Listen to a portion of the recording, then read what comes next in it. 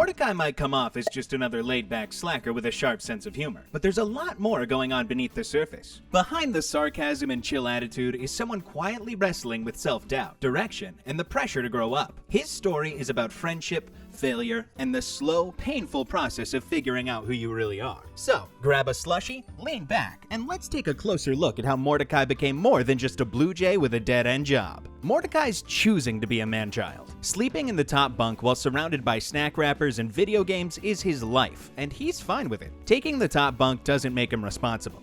He's just pretending to be above the mess he's part of. His park job tells you everything. He hides there to avoid building a future. He does the bare minimum because he won't push himself. When Benson yells or threatens to fire him, Mordecai barely reacts. Why would he? He knows nothing will change. Tomorrow, he'll be back on the same riding mower, doing the same butt-old job, collecting the same paycheck that barely covers his video game habits. He's permanently parked on a career couch. The episode Caffeinated Concert Tickets perfectly captures Mordecai's problem. When he discovers his crush Margaret might be at the fist pump concert, he suddenly becomes an ambitious worker.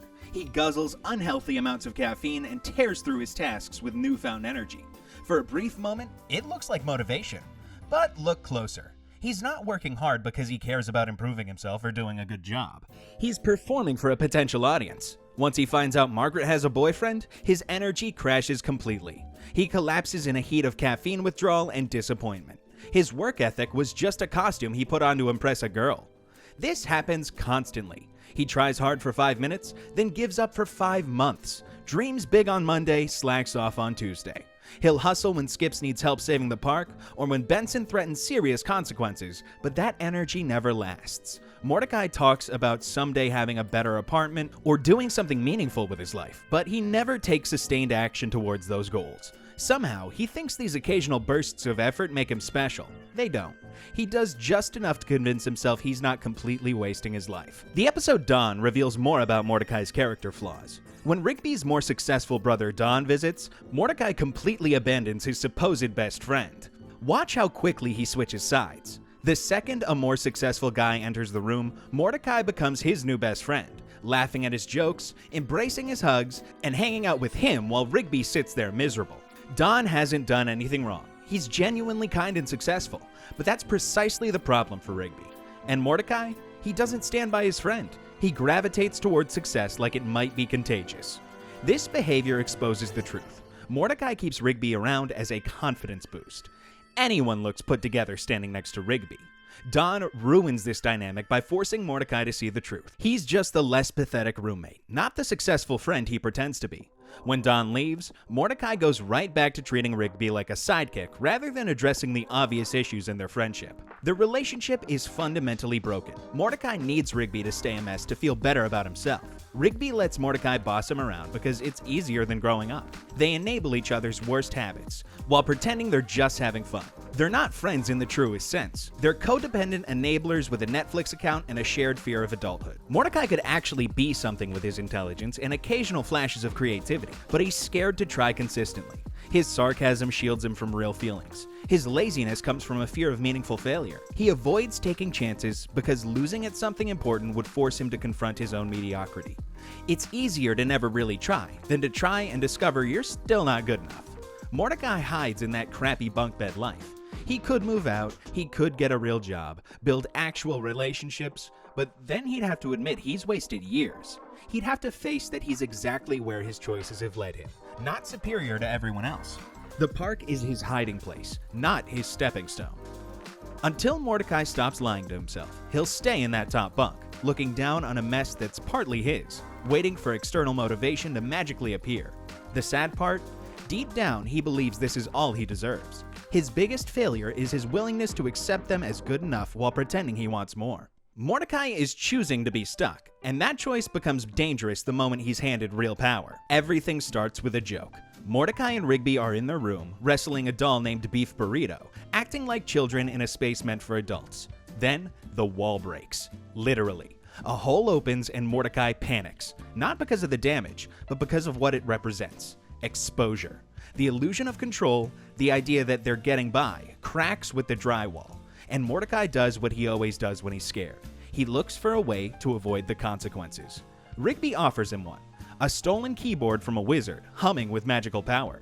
At first, Mordecai plays it cool, skeptical, cautious, performatively above it. But the second he sees it work, something in him gives way. The fear is still there, but now it's mixed with possibility. If this keyboard can get them out of trouble, what else can it do? He names it the Power. That says everything. Mordecai doesn't get pulled in all at once. He eases into it, tests it on Pops, then on Benson. Each success makes him a little bolder, a little less careful. When they finally get the money, he suggests fixing the wall, as if that makes it okay. But the moment Rigby tempts him with more, flying, castles, fantasy, Mordecai drops the plan without hesitation. Whatever guilt he had dissolves in the rush. The park becomes their playground. Reality bends, and so do Mordecai's morals. He stops caring if what they're doing is wrong, only if it's fun. But the cracks keep showing. He's not smiling the whole time. His laughter has edges. The more they abuse the keyboard, the more hollow Mordecai feels. Power without purpose doesn't fill the void, it just distracts from it.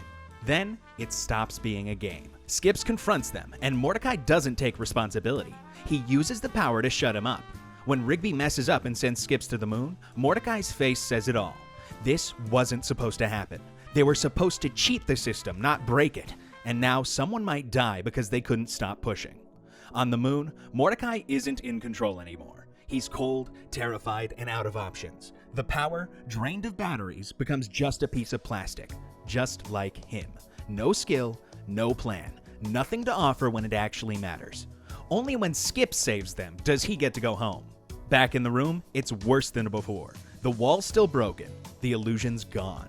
Mordecai slaps a poster over the hole like a bandage over a bullet wound, then high-fives Rigby like it's all fine. But for a split second, the look on his face is pure shame. He went further than he ever had before, and when given the chance to come back changed, he just hit it better. Mordecai got a taste of power and proved he couldn't handle it, because deep down, he never wanted responsibility in the first place. Mordecai's superpower isn't problem solving, it's problem avoiding. He doesn't charge into conflict, tackle issues head on, or take responsibility when things spiral. What he does is pause, just long enough to miss the moment. He hesitates, stalls, second guesses. From the outside, it looks like calm, like he's the reasonable one. But it's not clarity, it's paralysis. He masks fear with silence and passivity, hoping someone else will make the choice for him. And if things go wrong, he can always say, well, I didn't cause it. But he also never prevents it. He doesn't lead, even when he should. He doesn't speak up, even when he knows better. He floats in that middle space where nothing's his fault, but nothing's his responsibility either. It's not that he's incapable, it's that he's afraid of being wrong, so he settles for being absent. That's Mordecai's version of safety. Inaction in disguise. Look how he handles crises. In Meet Your Maker, the hot dogs for the park barbecue go up in flames, and Mordecai crosses his arms and checks out emotionally. "You pissed me off," he says to Rigby, as if being mad counts as helping.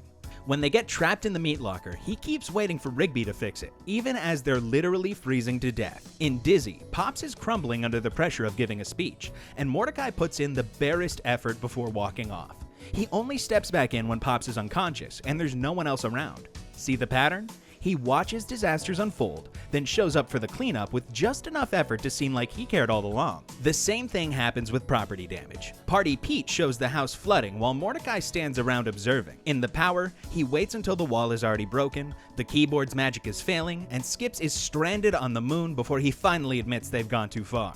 He never prevents the catastrophe. He just reacts to it when ignoring it becomes impossible. Mordecai's not mature. He's just too scared to fail. Rigby's a mess, but at least he tries. At least he acts. Mordecai won't even risk being wrong. His relationships suffer the same fate.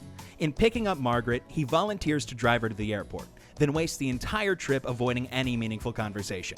The perfect moment arrives, and he freezes. It's not patience, it's cowardice dressed up as respect. With Rigby, it's even worse. Whether it's letting a monster attack Rigby and jinx rather than break a childish rule, or watching their rivalry spiral in death punches, until Rigby hurts multiple people, Mordecai waits until the damage is done before acting.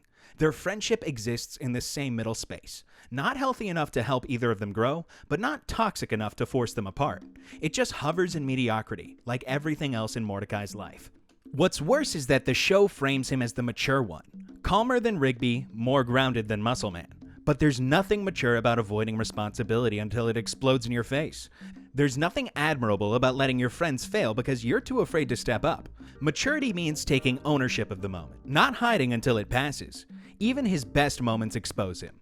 In Excellent, he only enters that egg-eating contest because Rigby's already in a coma. His heroism is just belated damage control for his earlier inaction. This habit of waiting won't just cost him a few awkward moments or temporary embarrassments. It'll cost him everything he actually cares about. Margaret, his friendship with Rigby, any chance at real growth or meaningful work. While he's standing still, life moves forward. Every opportunity he doesn't take is one he loses forever. Every conflict he avoids festers into something worse. He thinks he's playing it safe, but he's actually gambling with higher and higher stakes every time he freezes. Here's the ugly truth no one says about Mordecai. He's not struggling to find his path. He's hiding from it. He knows exactly what he should do in most situations. He just lacks the courage to do it. He's not conflicted, he's paralyzed. Not by confusion, but by fear. Fear of responsibility, fear of rejection, fear of discovering that even his best might not be good enough. He's the guy who knows what's right and still does nothing until he's out of options. He hesitates long enough to let everything get worse. And then, once the consequences hit, he shows up with just enough effort to seem like he cares. It's not bravery, it's damage control, and it's always too late. Mordecai's real problem is that he refuses to grow,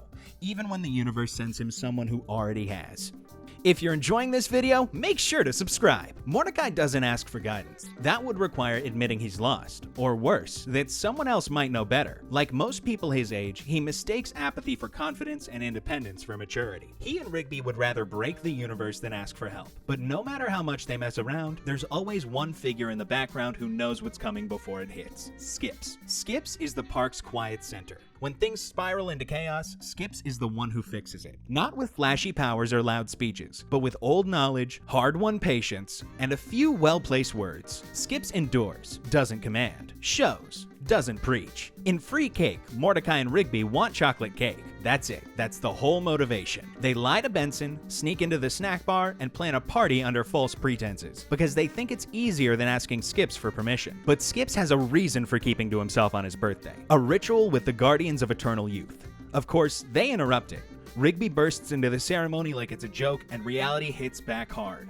Skips begins to age, shriveling into nothing, because his immortality was tied to that ritual. Mordecai doesn't save him with strength or smarts. He trades the cake. That's the lesson. They broke something permanent for something petty. And even after Skips returns to normal, Mordecai doesn't fully absorb what happened. He doesn't ask what the ritual meant. He doesn't reflect. He moves on, just glad it's over. But the moment sticks. Skips carries that kind of weight. A reminder that some things aren't meant to be messed with. Then there's Over the Top. Skips and Rigby are locked in a ridiculous arm wrestling feud that escalates into a match for Rigby's soul. Mordecai watches it all unfold from the sidelines and says nothing. He sees Rigby's cheating. He sees the tension rising. He knows this is going to blow up, but he lets it play out anyway. Only when Rigby dies does Mordecai finally speak up. Skips, haunted by guilt, faces death himself for a second chance. And he wins. But this is about why Skips fights. At the end, Skips tells Mordecai the truth. He used to be a reckless young man, just like them. He learned the value of sacrifice through failure. He doesn't cheat, not because he can't, but because he's seen what happens when you do. And Mordecai, who only ever pushes when the stakes are fun or romantic, is given a glimpse at something heavier. Honor, regret, redemption. Things he doesn't think about until someone else suffers. In Skips versus Technology, that humility shows again. Skips is a man out of time. He knows how to fix anything, unless it has a keyboard. When a computer virus wrecks the park system, Mordecai and Rigby watch Skips flail with ancient instincts. He wants to smash it, call it evil, walk away. For once, he's the one struggling to grow, and instead of mocking him, Mordecai watches. Skips tries, he studies, he fails, but he doesn't give up.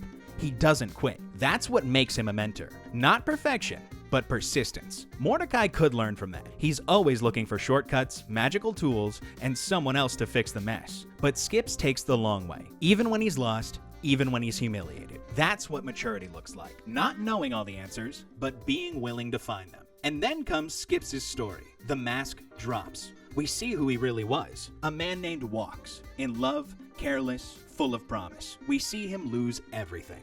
We see him make the deal for eternal life. Not because he feared death, but because he couldn't live with guilt. That's the weight he carries.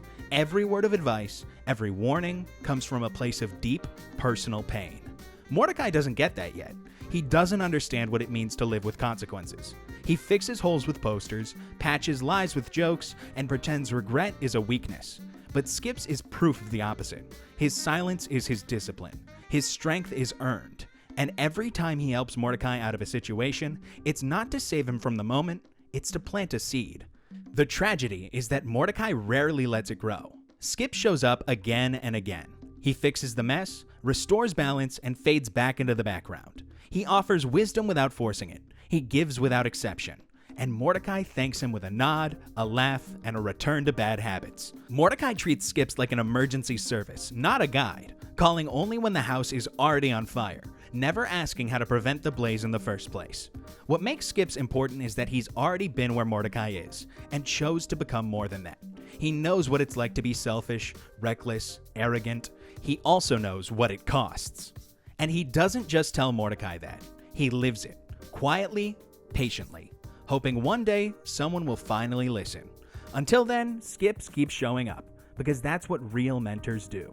Skip shows Mordecai what it means to grow, but it takes monsters, clones, and a killer burger to make him even notice. Mordecai never wanted to grow up. Most of the time, his biggest goal is to get through the day without Benson yelling at him. But eventually, something breaks the loop. Something bigger than a prank or a dumb mistake. He gets dragged, kicking and sulking, into situations where slacking off stops being an option. And when that moment hits, the old habits don't cut it anymore. In grave sights, he and Rigby are assigned to run a movie night at the cemetery. It should be easy. Plug in the tape, press play, keep the crowd happy. But nothing in regular shows stays normal for long. When Rigby panics and hits the wrong button on the projectron, it blasts a laser across the cemetery, raising actual corpses from the dead. What started as a goofy job turns into a horror show, and Mordecai doesn't get to laugh it off. He's forced to fight. He doesn't run. He doesn't freeze. He grabs a discus and takes a zombie's head clean off. There's no time for snark or sarcasm. People are in danger, and Mordecai responds. That's the moment he crosses a line.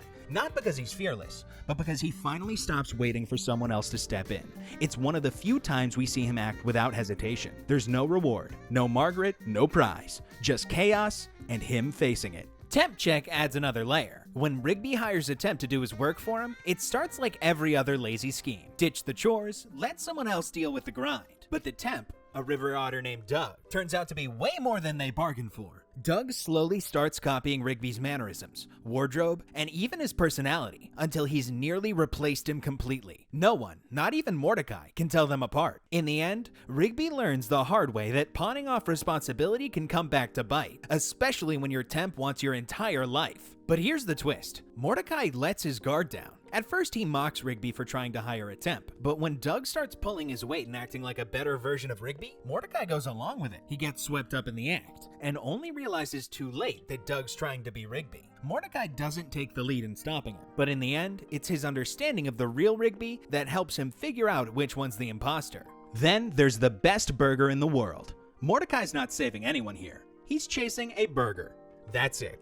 But the way he chases it matters. The ultimatum is hyped as the best food ever made, and Mordecai wants it so badly he's willing to risk everything. He uses a hologram machine labeled extremely dangerous to trick Benson into thinking he's working, just to sneak out and get a taste. He knows it's wrong. He does it anyway, and it works, until the holograms attack. Mordecai ends up fighting versions of himself, literally battling the artificial double he created to avoid effort. It's poetic. He chose deception and got punished by a reflection of the same laziness he built. But he doesn't quit. He and Rigby destroy the holograms, survive the fallout, and learn, briefly, that some things aren't worth cheating for. The burger is gone. Benson eats it in front of them, and Mordecai just stands there, realizing how much he lost trying to take a shortcut to satisfaction. Each of these moments pushes him further from his routine. None of them start as acts of courage. He's not planning to change. He's forced to. But once the situation spirals, Mordecai crosses the line. He stops waiting, he steps up. The tragedy is what happens afterward. Because even after all this, zombies, clones, evil holograms, he still ends up back in that same room with Rigby, making the same mistakes. The change is real, but it never fully sticks. Mordecai keeps encountering life's toughest lessons, but it's only when he begins to see things differently that the real impact starts to settle in. That's what makes Mordecai so frustrating to watch, and so familiar. He doesn't lack opportunities to grow. He just keeps turning around. Because for Mordecai, change is a crisis, and once it's over, he tries to act like none of it mattered. Mordecai keeps crossing lines he swore he'd avoid, but the real test is who stands with him when it counts. Mordecai doesn't face clean-cut challenges. He doesn't go on some noble quest with a sword and a guide. His tests look like birthday parties, workplace takeovers, and battles with sentient geese. What makes regular show unique is how little separates an ally from an enemy. The line shifts constantly. One minute, someone's helping you save the park. The next, they're the reason it's on fire. For Mordecai, growing up means learning that the people closest to you are just as likely to betray you as save your life. In Just Set Up the Chairs, Mordecai's challenge is as mundane as it gets. Put out chairs for a kid's birthday party. He tries to do it right, because if they pull it off, they'll never have to do it again. Rigby, of course, wants to screw around instead. He ignores a warning note, wires up an old arcade machine, and accidentally unleashes a pixelated demon that nearly destroys the park. And yet, it's this exact moment of chaos that turns the crew into a team. Pops drives the getaway cart. Skips builds a gaming controller. Mordecai and Rigby pilot the monster. It's the usual formula. Cause disaster, then somehow save the day. The test here is whether Mordecai can hold everything together when the people around him keep making it worse. He can. Barely. And even then, Benson only sees the destruction. In Hello, Governor, Mordecai faces a different kind of trial. Fear. Rigby watches a haunted British taxi horror film and becomes so terrified he can't function. Instead of mocking him or leaving him alone, Mordecai stands by him. He supports Rigby through paranoia, sleepless nights, and emotional breakdowns. That might not sound heroic, but it's one of the rare times Mordecai shows true empathy. Not every enemy is a monster. Sometimes it's fear. And the test is whether you'll walk your friend through it or leave them to panic alone. Then there's Cool Bikes, where Mordecai and Rigby are stripped of their cart privileges and forced to ride bikes. It starts as a petty attempt to prove they're cool, but quickly escalates into a surreal trial by social validation. They end up on trial at an intergalactic cool court, literally sentenced to death for being too cool. Their fate depends on the very person who never gives them credit, Benson. And against all odds, he steps up. He lies for them. He helps them escape. In that moment, Benson becomes an unexpected ally. Not because he believes in them, but because he knows they're in over their heads. That's the show's approach to relationships. No one is always on your side.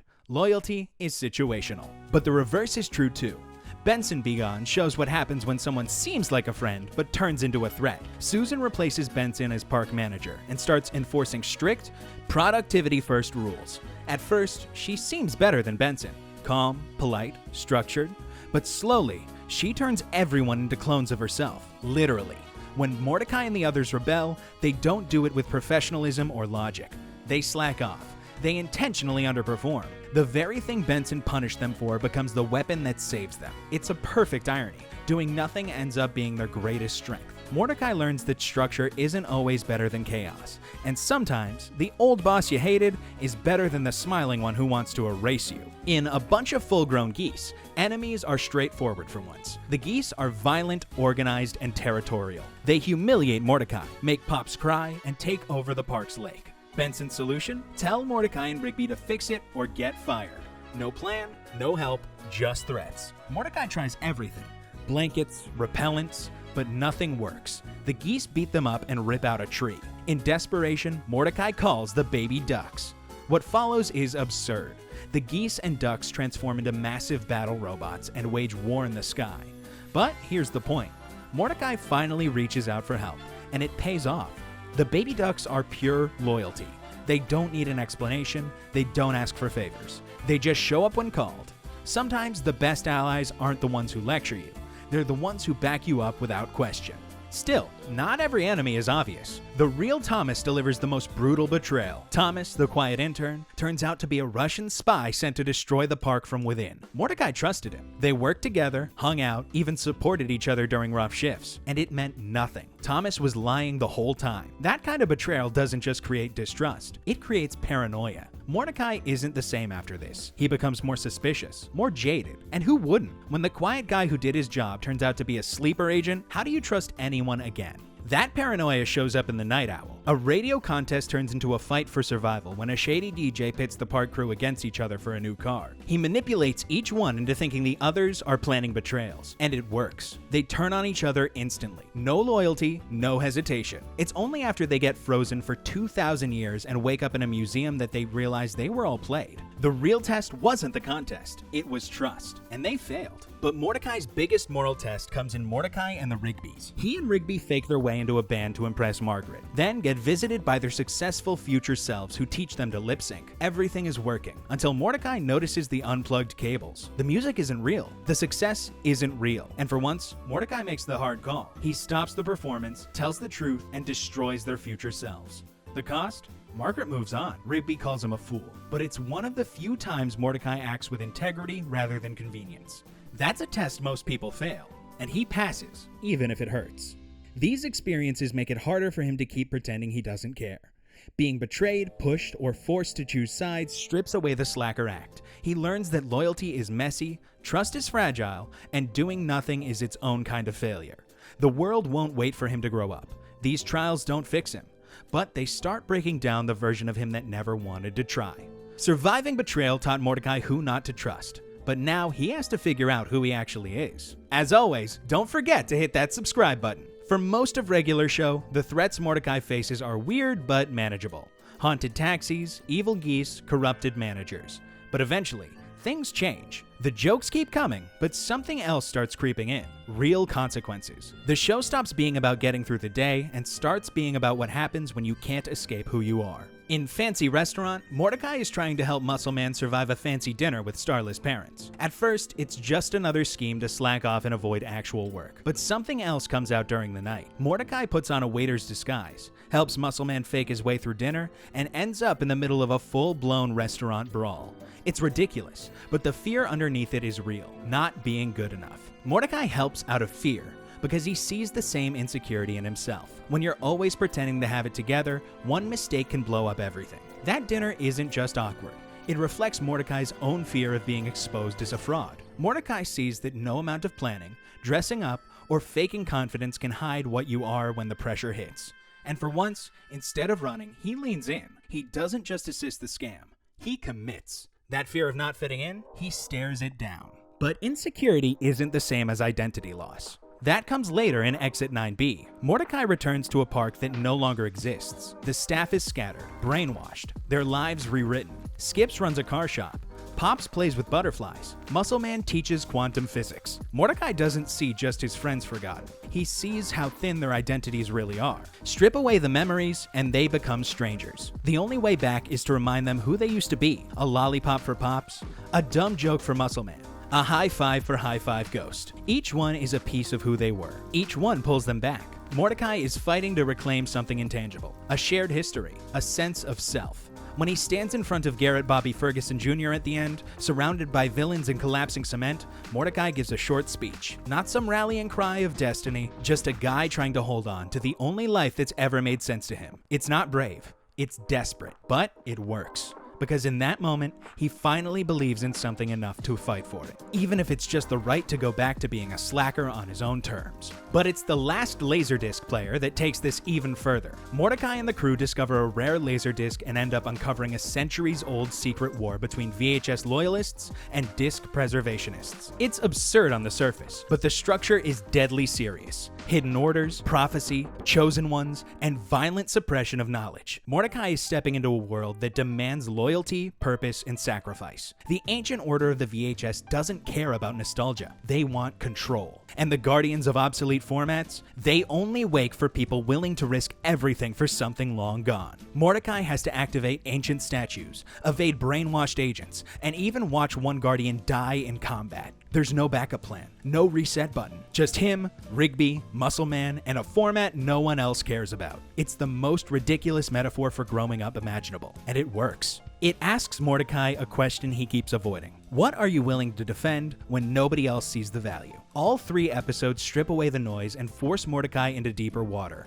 Not with speeches or transformations, but with quiet, sharp moments where faking it isn't enough. A fancy dinner turns into a test of identity. A ruined park becomes a battle for memory. A dead media format reveals who's willing to stand their ground. Mordecai doesn't walk away from these moments a new person, but something changes. He doesn't act like everything's a joke anymore. He starts to care, even if he doesn't know what to do with it. The easy answers stop working. He gets quieter, more unsure. He doesn't fix everything, but he stops pretending nothing matters. Little by little, he starts to face things he used to avoid. Mordecai starts facing himself, but the universe was about to make him face everything. Every story has a breaking point. For Mordecai, that moment comes at the end of everything. His friendships, his home, even the universe itself. It doesn't arrive with a warning or a build-up. In a regular epic final battle, the truth finally comes out. The park, the crew, the friendships, it's all part of a war that's been going on forever. Pops and anti-pops have fought this battle across time, across universes, and it always ends the same way. They destroy each other. The world resets. No one remembers. It happens again. Mordecai is thrown into the middle of it, not as a bystander, but as someone who has to act. He helps plan defenses. He builds traps. He works with the others to try and stop the cycle. For once, Mordecai doesn't just react. He prepares for what's coming. This time, they want a different ending. Mordecai doesn't crack jokes or look for shortcuts. He's focused, he's afraid, but he shows up. Then the losses begin. Muscle Man is the first to go. It's quick. Then High Five Ghost. Then others. They disappear into nothing. 1 minute they're together, the next they're gone. Mordecai watches it happen. He can't stop it. Every move they make fails. Every plan falls apart. Anti-Pops is too powerful and the cycle too old. The sky changes. The ground breaks. The park floats into space as the universe begins to collapse. Mordecai clutches the controls. He shouts. He begs, but nothing helps. Pops turns to him and says it has to end. Not with a fight, not with another repeat, but with a choice. Pop says goodbye, takes Anti-Pops into the stars, and sacrifices himself. They burn up together. The cycle stops. It's over. The park crashes back to Earth. Time resets. The war is forgotten. Everyone moves forward. Except Mordecai. He remembers it. He carries it. The park is back. His friends are safe. But Pops is gone and nothing feels the same. Mordecai doesn't go back to how things were. He can't. He saw too much. He lost too much. There's no way to undo that. This was about facing what it means to lose someone who gave everything. Mordecai doesn't win. He survives. And that survival comes with weight. Before this, Mordecai drifted through life. He avoided conflict. He looked for the easy way out. But this moment forces him to feel the full cost of everything he took for granted. There's no celebration waiting for him, only quiet and the long, uncertain work of moving forward with what's left. This is where the old Mordecai ends, quietly, painfully. And something else begins. Someone who remembers. Someone who stays. Someone who finally understands what it means to carry the ending with you. Mordecai survives the end of everything, but what really changes him is what comes after. When Mordecai makes it through something big, he doesn't get a trophy. He doesn't even get a real thank you. No one gives him a big speech or a new title. In regular show, that's not how things work. If you're lucky, you survive. And if you're really lucky, you walk away with something small but real. Something that sticks. In This Is My Jam, Rigby gets obsessed with an old cassette single, Summertime Lovin'. At first, it's just annoying. Then it becomes dangerous. The song takes over his mind. It hypnotizes him. He can't stop dancing. He can't stop singing. Mordecai is stuck watching his best friend lose control. He tries yelling. He tries unplugging the radio. Nothing works. What finally breaks the loop is asking for help. Mordecai goes to Skips, not because he wants to, but because he has to. Skips tells them the song is like an earworm spirit. It feeds on obsession. They don't beat it by force. They beat it by changing the tune. Mordecai learns to remix the song into something new. It takes effort, creativity, and teamwork. That's the real reward here. Not beating the earworm, not getting back to normal. It's learning to solve a problem without brute force. Mordecai doesn't get a prize. He gets something better. Proof that he can think differently when it counts. That he can work with others instead of trying to be the one with all the answers. He doesn't get stronger. He gets smarter. The Christmas special takes it up a notch. Santa crashes into Skip's garage, injured and desperate. He gives Mordecai and Rigby a glowing box. The box shows people what they want most, then drives them mad. Pop sees toys. Muscle Man sees his fantasy body.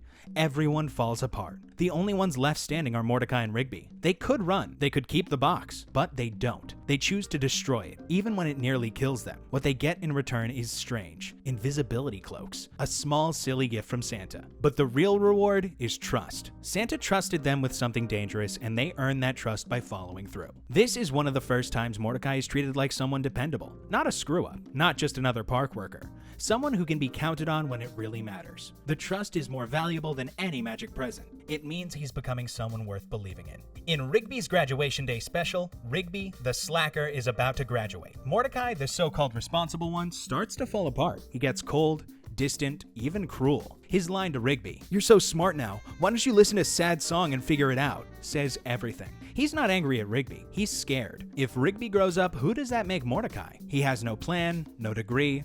He spent years being the one who had it together, but only in comparison to someone who didn't. Now, that gap is closing. Mordecai's reward comes when he admits the truth. "I always liked it that he was doing worse than me."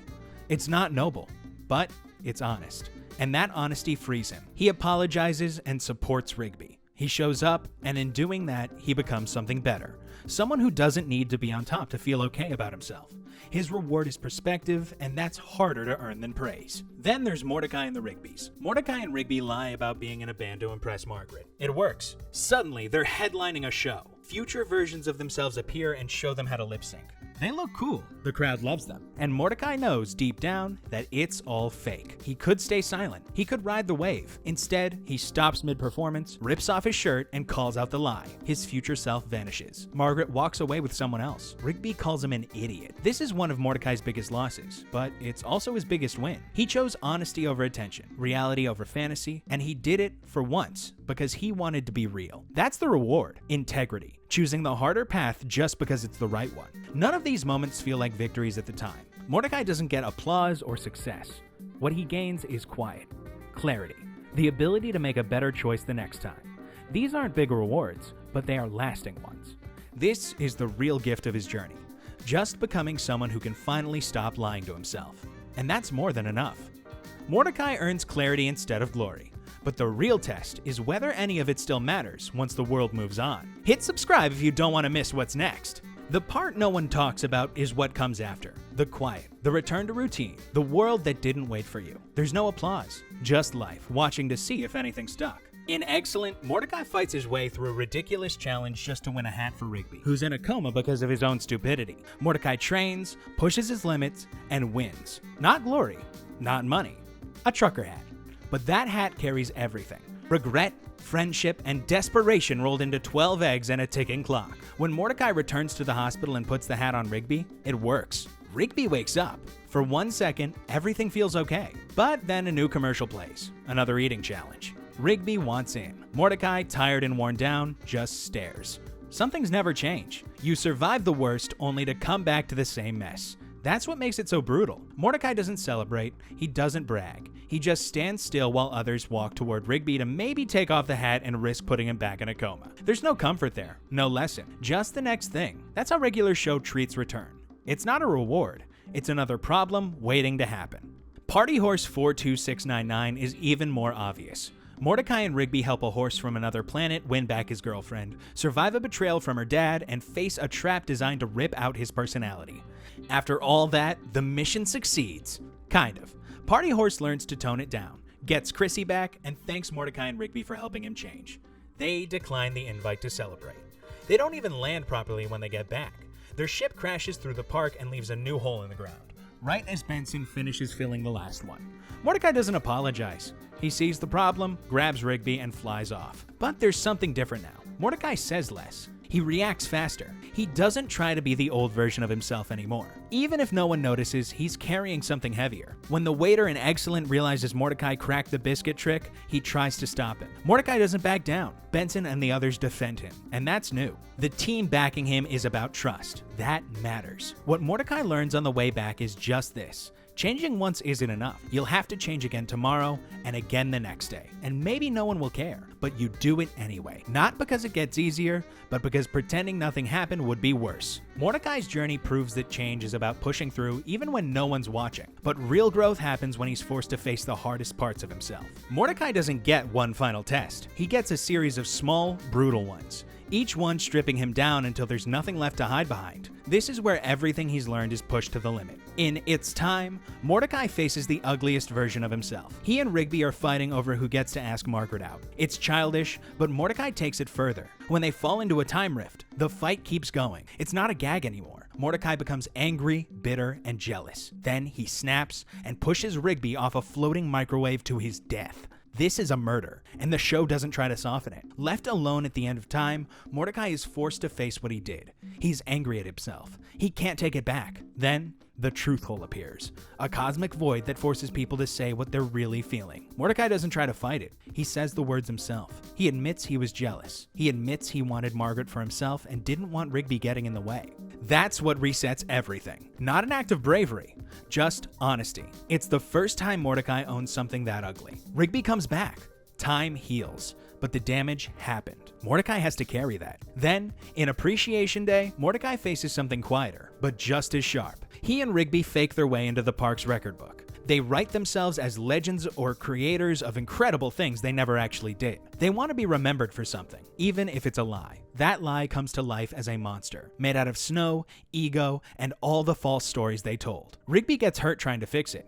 Mordecai finishes it alone. He doesn't rewrite another lie. He writes the truth. What really happened, who they really are, and why it matters. The monster disappears, the park resets. There's no applause, but Mordecai finally does something the right way, even when it's boring, quiet, and no one is cheering. That's the test. Can he act with honesty when there's nothing in it for him? And in Bad Kiss, Mordecai travels through time again, but this time it's to fix a kiss. His kiss with Margaret was awkward, and he wants a redo, a perfect version. So he grabs Rigby back to that moment and everything goes wrong. They keep interrupting themselves. They make each version worse. And then they meet a future Mordecai, a desperate, sweaty version who's been trying for years to fix the same kiss and keeps failing. It's pathetic, but it's also real. In the end, Mordecai realizes the kiss didn't need fixing. It was perfectly fine. He let his fear of being imperfect turn into obsession. He wanted the perfect moment so badly that he forgot to live it. The kiss happens again. Not because he got it right, but because he finally stopped trying to avoid it. Mordecai's biggest tests aren't loud or flashy. They hit where it hurts most, forcing him to admit what he's trying to hide, give up the version of himself he wanted others to see, and stop chasing things he can't control. None of these moments give him power. They take something from him instead. Pride, ego, comfort. What comes back is smaller but real. Self-awareness, responsibility, and patience. Mordecai's toughest moments don't come from winning battles, but from facing his own flaws head-on. Yet the real shift happens when he starts seeing the world and the people in it with a new perspective. The most important things Mordecai brings back are quiet changes in how he understands others, and how he understands himself. In The Real Thomas, the intern they all ignored turns out to be the only one holding the park together. Thomas wasn't loud or cool or respected. He got coffee, took orders, and barely spoke. That's what made him the perfect spy. But when he has the chance to complete his mission and escape clean, he hesitates. Not because of loyalty to his country, but because of something Rigby says. Something small. A memory. A memory that shouldn't matter, but does. Mordecai watches it all unfold. He doesn't save the day. He doesn't give a speech. He finally sees Thomas. Not the intern, not the cover, the person. That changes him. Not in a dramatic way, just in how he looks at people. Who he listens to, who he trusts. That's what he brings back, the ability to notice the pattern. In Dumped at the Altar, Mordecai gets left behind again. After years of confusion, bad timing, and lost chances, CJ walks away. And this time, Mordecai doesn't chase her. He doesn't try to fix it. He just lets it happen. He sits with the failure and talks to Rigby about it. For once, there's no plan, no denial, just honesty. He admits he's bad at this, that he messes things up, that he doesn't know how to make things work, even when he wants to. He doesn't get back together with CJ. Margaret doesn't show up. There's no rebound, no big reward. Just a quiet moment where Mordecai tells the truth. That moment matters more than any relationship, because he brings something back from it, clarity. And that clarity helps him stop repeating the same mistakes. These aren't victories. They're losses that taught him something. That's what he brings home. A new way of seeing people. A little more humility. A little more care. And the kind of change that doesn't need to be explained. Just lived. Mordecai started as a guy who did just enough to get by. He avoided hard choices, blamed others when things went wrong, and found comfort in being slightly less of a mess than Rigby. He lived with no plan, no direction, just routines, distractions, and excuses.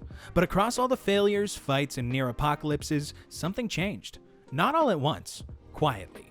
He learned to face the damage he caused. He learned to choose honesty when lies were easier. He stopped trying to control every outcome, and he finally listened, to others and to himself. He became one because he stopped running from the world. If you like this video, don't forget to subscribe.